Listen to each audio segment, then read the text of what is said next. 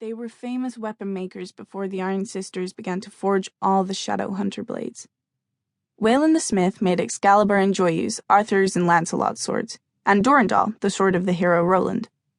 And they made this sword, too, from the same steel.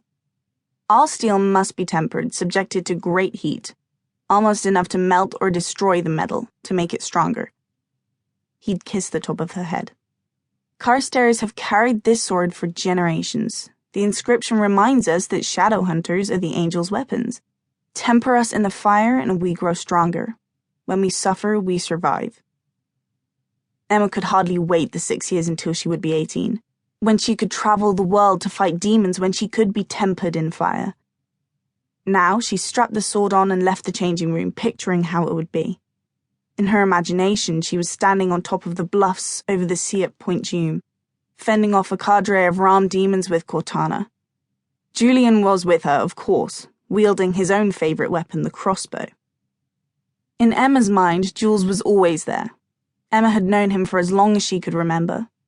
The Blackthorns and the Carstairs had always been close, and Jules was only a few months older. She'd literally never lived in a world without him in it. She'd learned to swim in the ocean with him when they'd both been babies. They'd learned to walk together and then run together. She had been carried in his parents' arms and corralled by his older brother and sister when misbehaving. And they'd misbehaved often. Dyeing the puffy white Blackthorn family cat Oscar bright blue had been Emma's idea when they were both 7. Julian had taken the blame anyway. He often did.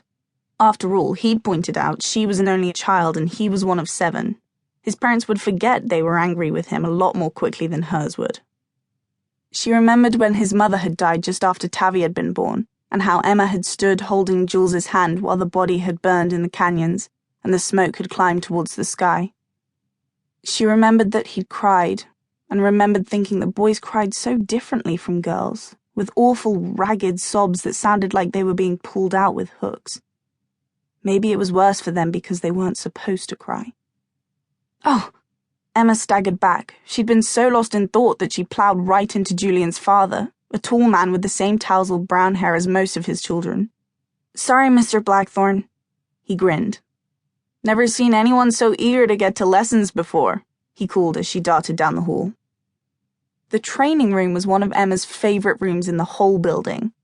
It took up almost an entire level, and both the east and west walls were clear glass. You could see blue sea nearly everywhere you looked. The curve of the coastline was visible from north to south, the endless water of the Pacific stretching out towards Hawaii. In the center of the highly polished wood floor stood the Blackthorn family tutor, a commanding woman named Katerina, currently engaged in teaching knife-throwing to the twins. Livy was following instructions obligingly, as she always did, but Ty was scowling and resistant. Julian, in his loose, light training clothes, was lying on his back near the west window, talking to Mark, who had his head stuck in a book and was doing his best to ignore his younger half-brother. "Don't you think Mark is kind of a weird name for a Shadowhunter?" Julian was saying as Emma approached. "I mean, if you really think about it, it's confusing. Put a mark on me, Mark." Mark lifted his blonde head from the book he was reading and glared at his younger brother.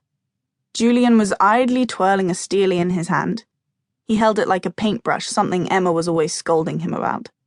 You were supposed to hold a steely like a steely as if it were an extension of your hand, not an artist's tool. Mark sighed theatrically. At 16, he was just enough their senior to find everything Emma and Julian did either annoying or ridiculous. "If it bothers you, you can call me by my full name," he said. "Mark Antony Blackthorn?" Julian wrinkled his nose. "It takes a long time to say. What if we got attacked by a demon? By the time I was halfway through saying your name, you'd be dead."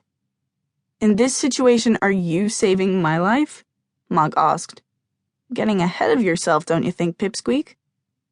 "It could happen." Julian, not pleased to be called a pipsqueak, sat up. His hair stuck out in wild tufts all over his head.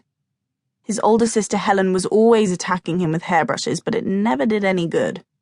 He had the Blackthorn hair, like his father and most of his brothers and sisters, wildly wavy, the color of dark chocolate. The family resemblance always fascinated Emma, who looked very little like either of her parents, unless you counted the fact that her father was blonde. Helen had been in Idris for months now with her